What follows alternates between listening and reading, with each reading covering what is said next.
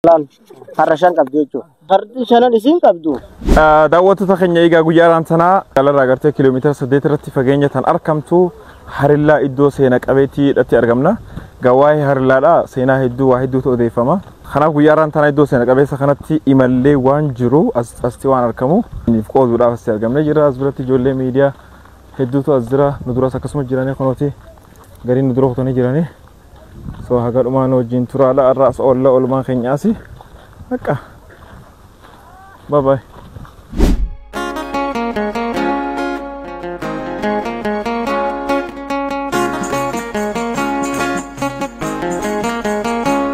Shururu ya burtukaniyo lama walala besi pudengala.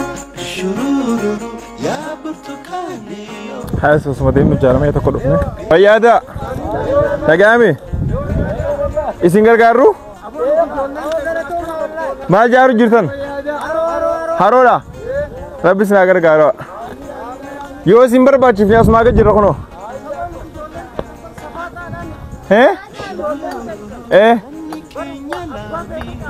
Isinjulen tenyo.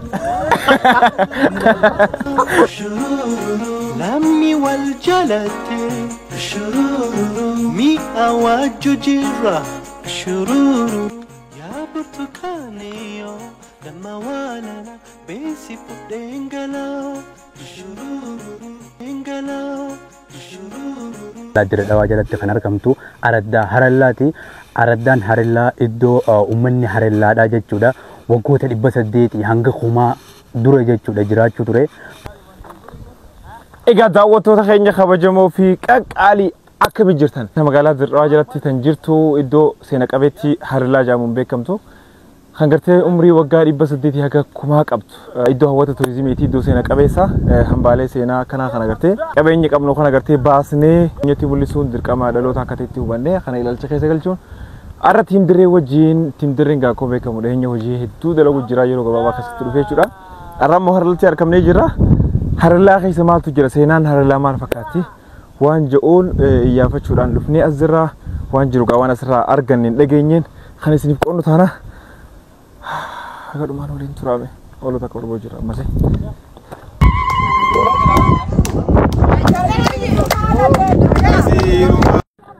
Dirree dawaa gaseenaa kabiirumaa gaseenaa kabiirumaa maarree maarree tiyaajaan jasiiruma. Isgeenee nyaate ajaa jasiiruma.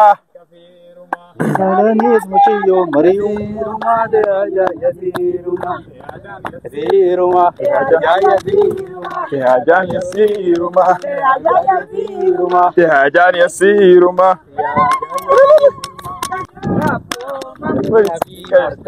Meeshaa Rabbi nu haguudha.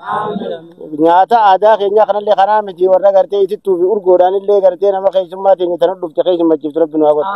Keessummaa tana Rabbi biyya teenya irraa illee Rabbi haa kaasu. Keessummaa gartee nagaa Rabbi nu haguudha.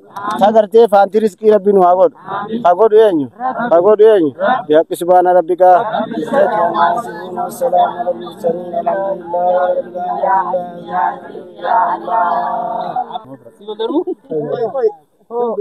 Walgaya?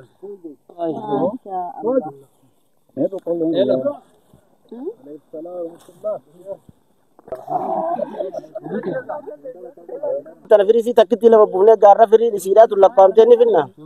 Isiin tun egaa aradduma harlaa keessa jirti jechuudha boqqolloon tun. Micaatis amma laattanii gartan kunis aradduma harlaa keessa jira.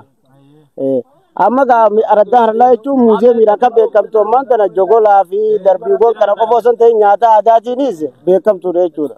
Kun hundinuu kan araddaa teenya keessa jiru jechuudha. Nuti har'aan tana araddaa tana wanni dhufnee guddaa araddaa teenya keessa maaltu jira jenneeti beektaa har'aan tana imala keenya gama keessa fagoone odeeffannoo takka takka akka nutti himtu keessaaf waa'ee masgida kanaa. Odeeffannoon takka jirtu inumaa bal'inaan isin ibsa waa'ee harlaa irratti. Waa'ee masgida kanatti masgidni kun waggaa 800 imma eega ijaarame kan qorannaadhaan mul'atee jiru ammata 800 jechuudha. Araddaa kanarra kan jiru uummanni as ture uummanni harlaa kan jennu sani uummata islaamaa ta'uudha kan qorannaan beeksifti.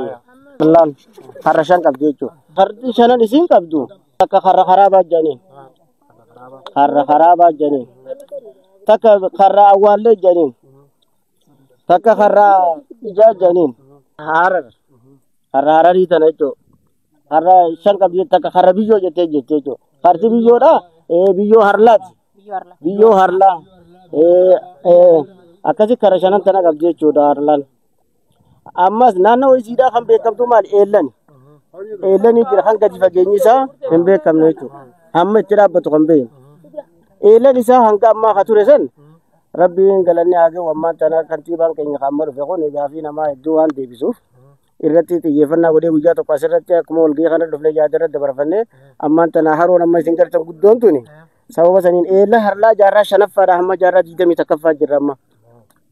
Eela san ammaan tana hanga irraatti jallisii takka dhanoolee dhugaatiif hin qabnu bishaan har'a dhidhuina. Saniif har'aan tana isiitullee asitti nuuf dalagamu jechuudha. Kantiibaa keenyaan jechuudha galatoomuu ijaamtullee irraa qabu bakka guddaan isaa gahu. Eellan akka jiru harlaa keessa eellan 14 kan mul'atee jiru jechuudha. Eellan kun kan bahee bishaan isaa yaa'u jechuudha. Waan ajaa'ibaati gaa eela jaarraa 5 jechuun maal saarkiliidhaan kan dalagame jechuudha. Bifa geengootiin lafaa dhagaan dhawamee qabe eellan isaa kun. Harlaan kana gaa eellan inni beekamti jogolaan ni beekamti. Masgiidota ni beekamti, calleeleen ni beekamti, saantiimota adda addaatiin ni beekamti, tumbi yeroo harlaan itti fayyadamtee ni beekamti. Egaa daaba sanii yeroo saniitiin ni beekamti, chaabbaa harlaatiin ni beekamti. Waa baay'ee egaa kalaandara yeroo saniitiin. Uummanni harlaa ka ture jechuudha qaroominni isaanii san kobilistoon jennee amma dirree dhawaa keessatti dhagaa amma qorree kana nuti amma magaalaa zabanaa goonee kanaaf nu kuni. Uummanni harlaa yeroo sanitti kobilistoonii kanaaf ture jechuudha. Amma ta 800 dura jechuudha amma ta san dura dhagaan kun dalagame jechuudha. Uummanni san uummata qaroominaan as ga'e miti jechuudha uummanni san. Ammallee qaroominaan hanga gartee uummanni san keessan teknooloojii ammaatiin tokko bira dabarree jira malee ammoo dalagaan biran kunne. Bishaan bakkee isaan irraa baasan sanii yoo ilaalte bishaan bahee yaa'u san ogguu ilaalte eela ammaa namni ammaa ogguu qonne abbootiin teenya ogguu qonne bahee yaa'u walitti dhiyaatame.